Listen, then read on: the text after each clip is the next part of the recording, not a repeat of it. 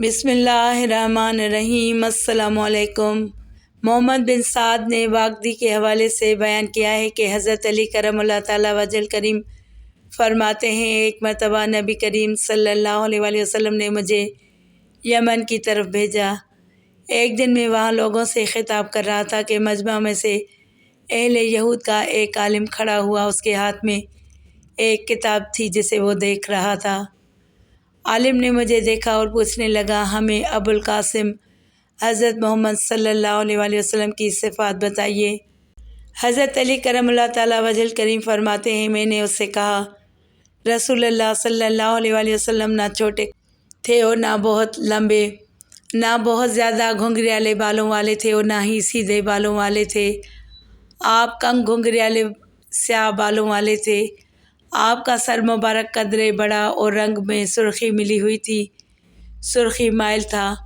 آپ صلی اللہ علیہ وآلہ وسلم کے جوڑوں کی ہڈیاں بڑی تھیں اور آپ صلی اللہ علیہ وآلہ وسلم کے پاؤں اور ہتھیلیاں موٹی تھیں اور سینے کے بیچ سے پیٹ تک کے بال لمبے تھے۔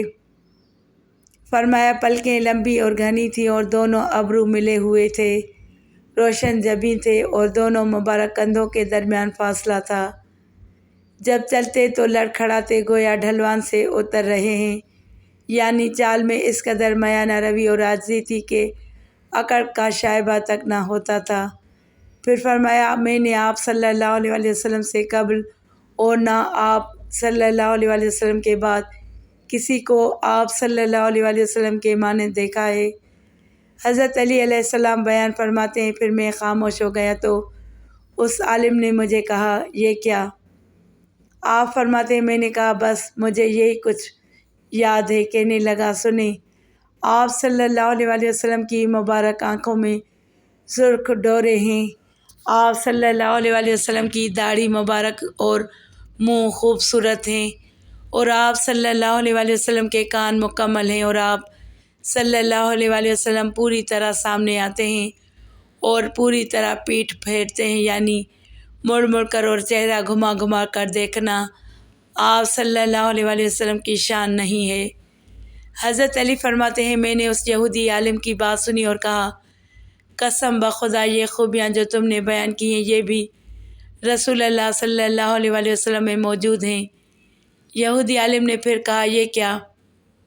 حضرت علی نے فرمایا، اور کیا ہیں؟ کہنے لگا، رسول اللہ صلی اللہ علیہ وآلہ وسلم میں جھکاؤ پایا جاتا ہے۔ فرمایا، یہ بات تو میں نے تمہیں بتائی ہے کہ آپ کا چلنا یوں ہے کہ گویا آپ ڈھلوان سے اتر رہے ہوں۔ عالم نے کہا، میں نے یہ خوبیاں اس کتاب میں پائی ہیں جو میرے ہاتھ میں ہے، اور معلوم ہے کہ اسے حرم الہی میں اس کے گھر میں امن کی جگہ پر مبعوث کیا جائے گا۔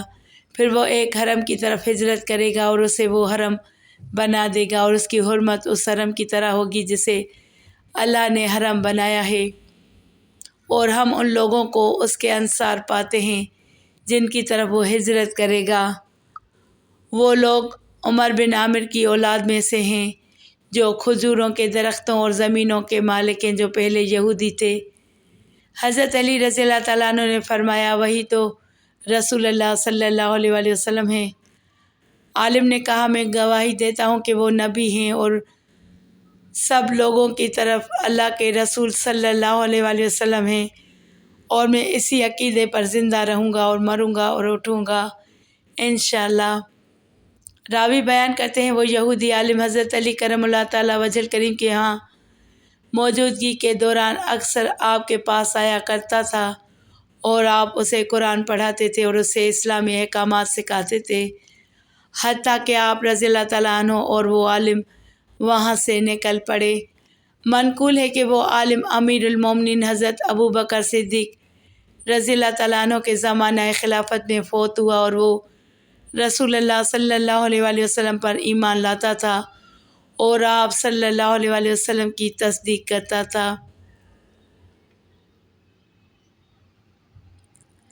ابو داؤد طیاسی علیہ رحمۃ اللہ تعالیٰ علیہ بیان کرتے ہیں کہ رسول اللہ صلی اللہ علیہ وآلہ وسلم کی آنکھوں میں سرخ ڈورے تھے، اور آپ صلی اللہ علیہ وآلہ وسلم باریک کمر اور کشادہ دہن تھے۔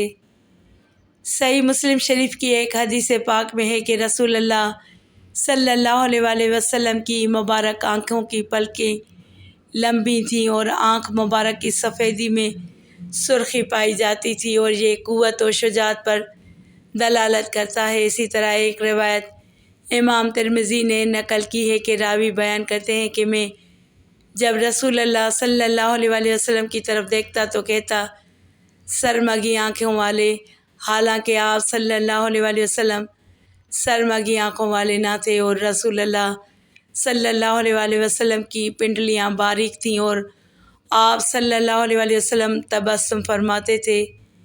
محترم ناظرین، بے شک اللہ رب العالمین نے اپنے محبوب سرور کائنات حضرت محمد مصطفیٰ صلی اللہ علیہ وآلہ وسلم کو خوبصورت اور خوب سیرت پیدا فرمایا ہے کہ جن کے حسن و سیرت کی مثال نہ پہلے کبھی تھی نہ قیامت تک ہوگی۔ حسن مصطفیٰ صلی اللہ علیہ وآلہ وسلم پر کتب احادیث میں درجنوں روایات وارد ہوئی ہیں، جن میں سے ہم نے چند پر اکتفا کیا ہے۔ دعا ہے اللہ رب العالمین آپ صلی اللہ علیہ وآلہ وسلم کے ذکر خیر کو اپنی بارگاہ عالیہ میں قبول فرمائے اور ہمیں سیرت مصطفیٰ صلی اللہ علیہ وآلہ وسلم پر عمل پیرا ہوتے ہوئے زندگی بسر کرنے کی توفیق عطا فرمائے، آمین یا رب العالمین۔